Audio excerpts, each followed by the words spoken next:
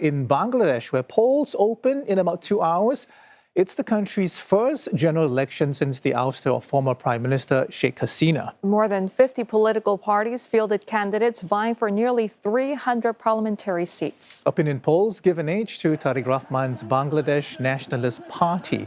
But a coalition led by Jamaat-e-Islami is expected to mount a strong challenge. Ms. Hasina's Awami League has been barred from the ballot over its alleged role in suppressing the deadly student-led protest that ended her 15-year rule. About 127 million people are eligible to vote in this election that's expected to record one of the highest turnouts in Bangladesh's history. The voters will not just be picking their next leader, but also the course of the government through a national referendum, what's called the July National Charter. More than 80 reforms are on the table, including the introduction of a bicameral legislature. Now, this would make way for a 100-member upper house, in addition to the existing 350-seat Jatiya Sanghad. The charter also proposes strengthening the role of the opposition by reviving key positions like the deputy speaker for opposition parties. Then there's a proposal of limiting executive power with a 2-term cap for prime minister.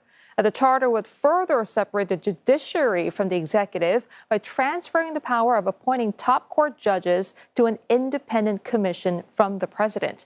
And many of these proposals stem from the demands of the student protesters, whose demonstrations in 2024 triggered a chain of events leading to today's closely watched election. For more, let's speak to Iqbal Singh Sevea. He's Associate Professor and Director of the Institute of South Asian Studies at the National University of Singapore. Prof. Sevea, thanks so much for joining us. We know the turnout is expected to be high because the stakes are so high. Both parties are promising things like stability, like jobs and reforms. But beyond the surface, there are differences, I suspect, on issues like democracy, secularism, and constitutional supremacy. Will voters be choosing with that in mind as well? Or is it going to be which party, has a better sell when it comes to immediate and material concerns? Good morning. I mean, you frame it very well that there are a number of constitutional issues on the table. And as you mentioned in your introduction, there's a referendum that's also occurring at the same time as the elections itself. Now, the parties themselves have positioned themselves in interesting ways. The largest, the party that's expected to come out with the largest number of votes, the Bangladesh Nationalist Party, or the BNP, is often seen as the status quo party because it's been around for a very long time. It's implicated in some of the issues that have been critiqued by the protesters themselves. So there are questions about how committed it is to actually bringing about constitutional reform. Having said that, it's actually said the right things. It's agreed to having the referendum. The question would be, if it does come to power, would it be bound to actually bring in those the referendum, the issues that have been voted on in the referendum, if we're presuming that a referendum goes through? So that's one of the questions to look out for. The Jamaat-e-Islami on its part, which is expected to do much better than it's ever done in elections in Bangladesh. The Jamaat-e-Islami on its part has committed itself to bringing in these constitutional reforms, the upper house, for instance, but also expanding the sort of democratic franchise that's going to be taking place. So the Jamaat itself is committed, but the question will be, if the BNP comes to power, would it really push through with all of those constitutional reforms? And there's a third factor involved here as well, and these are the students. The students themselves, following the uprisings and the successful, from their perspective, the successful dethroning of Sheikh Hasina, the students are a fragmented group. One of the student factions has formed the National Citizens Party.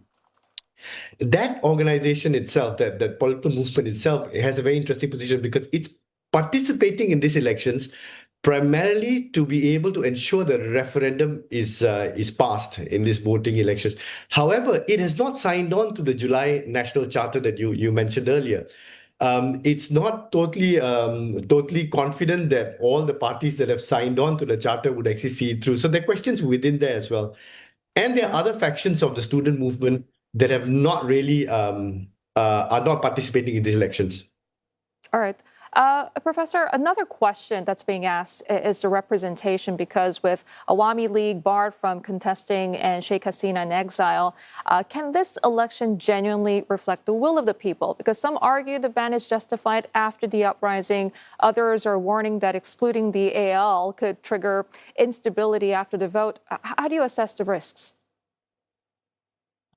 Actually, this is very much dependent on who you ask this question to in Bangladesh.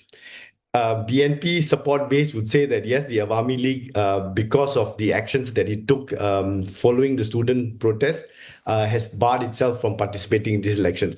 If you ask the Awami League supporters, who many of the Awami League supporters are still, the Awami League still sustains a support base, and that's important to note.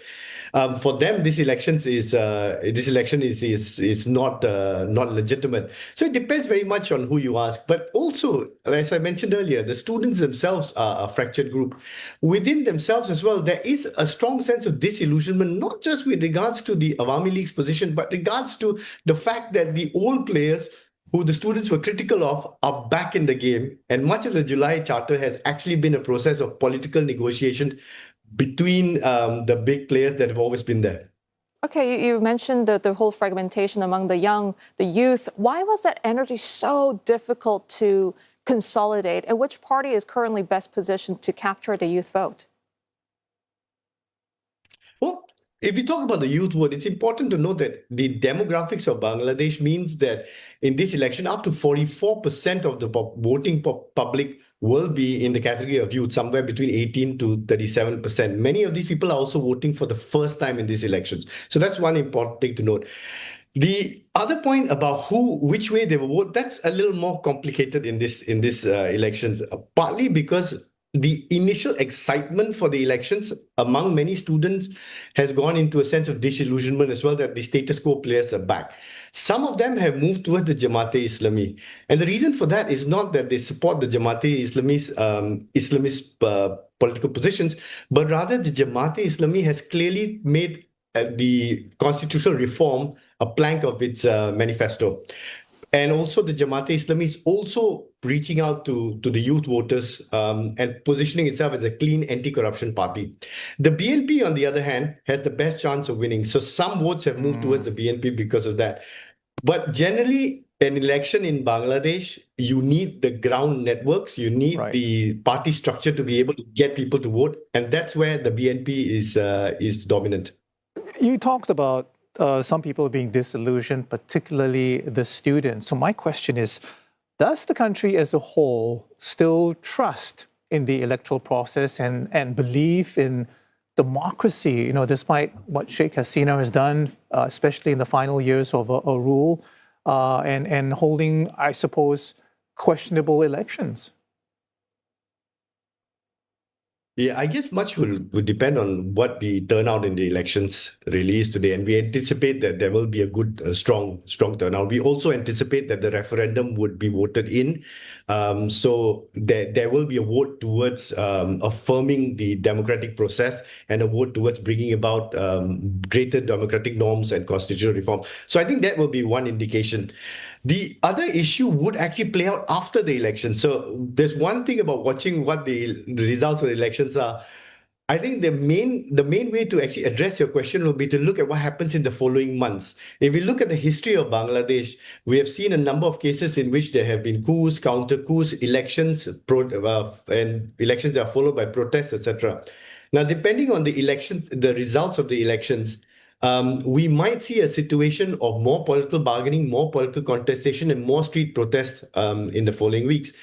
And the BNP, if it does come to power as is expected by the polls that are indicating it, will have to indicate its commitment to bringing in these reforms, but also bringing in some of these groups that are disillusioned.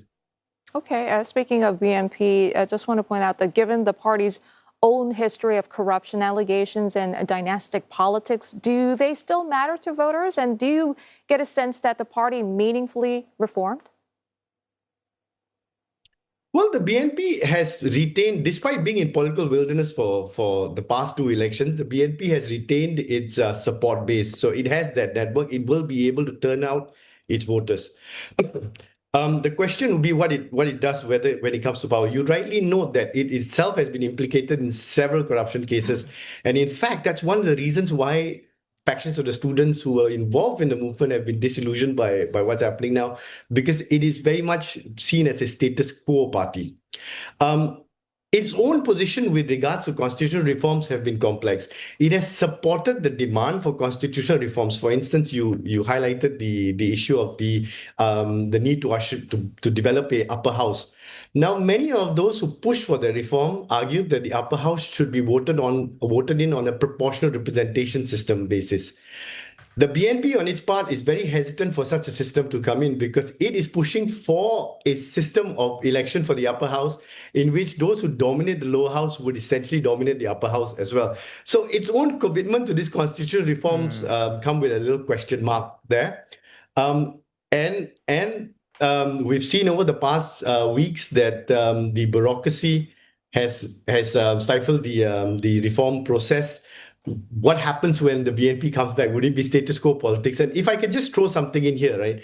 I noticed a number of people have written off the Awami League. The Awami League voters would be important here. Would they choose to vote for either the BNP or the Jamaat, two of its political rivals, or would they sit out these elections?